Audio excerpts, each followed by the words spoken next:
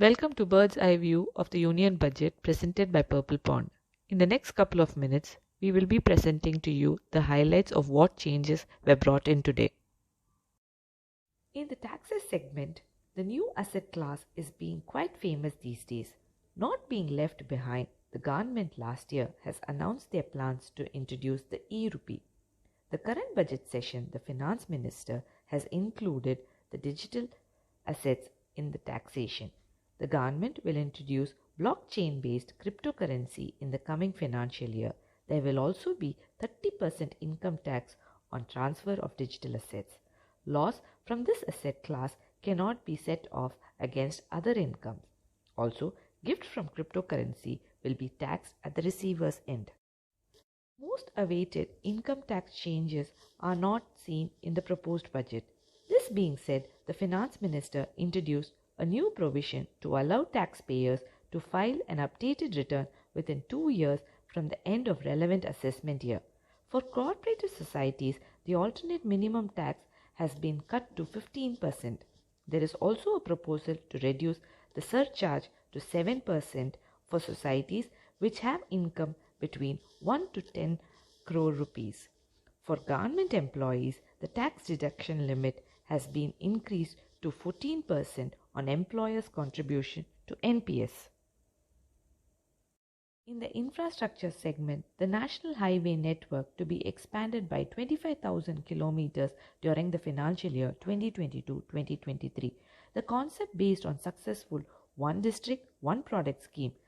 The one product, one railway station has been introduced with the focus on promoting the supply chain of local products using railways and making each railway station a promotional hub and showcase destination for local products.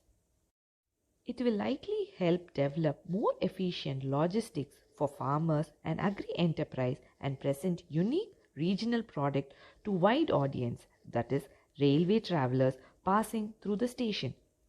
400 new Vande Bharat trains are being introduced.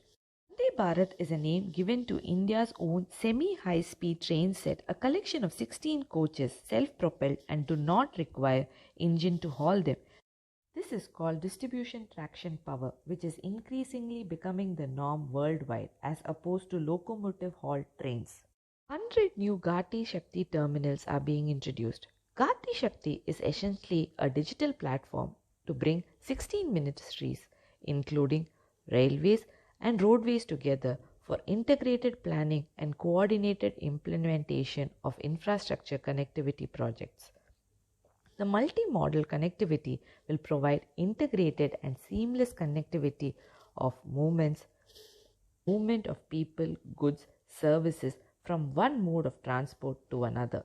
It will facilitate the last mile connectivity of infrastructure and reduce time travel for urban and house planning. 48,000 crores is allotted for PM Awas Yojana, the scheme which addresses urban housing shortage among the EVS, LIG and MIG categories, including slum dwellers, by ensuring Pakka house to all eligible urban households by the year 2022, when the nation completes 75 years of independence.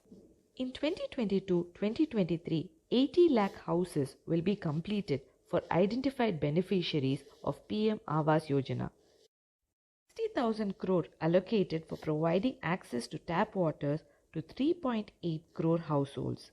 5 existing academic institutions for urban planning has been designated as Center of Excellence with endowment fund of Rs 250 crore.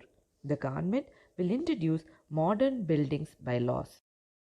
For MSMEs and startups, Rs 6,000 crore programs to rate MSMEs to be rolled out over 5 years. MSME portals such as Udayam, eShram, NSE and ASEEM will be interlinked and their scope is expected to be widened.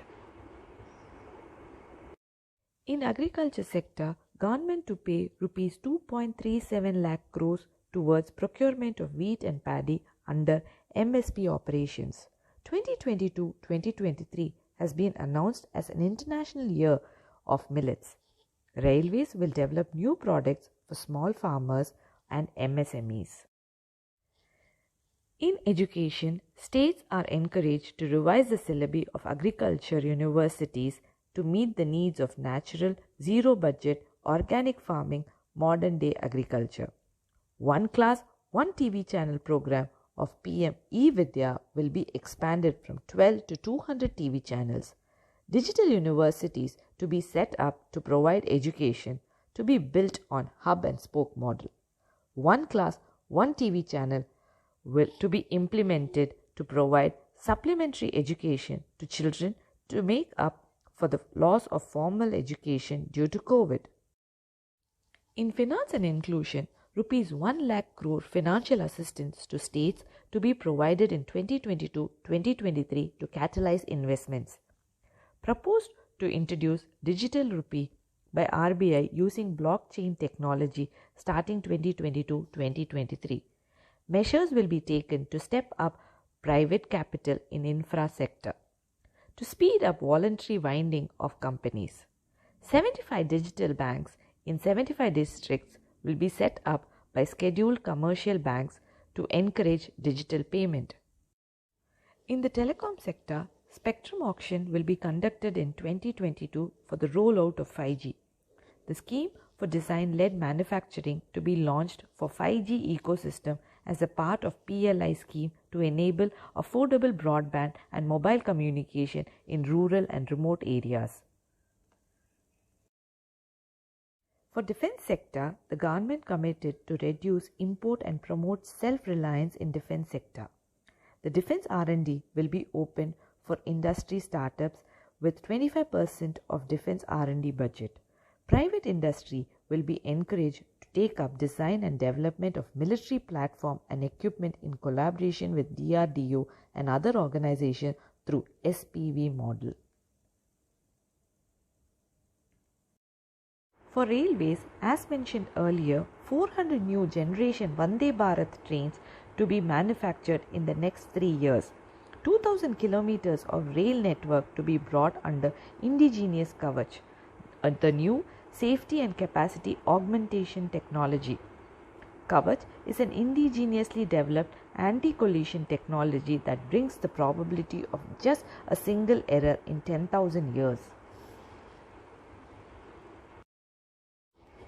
For ease of travel, e-passport with embedded chip will be rolled out for convenience in overseas travel.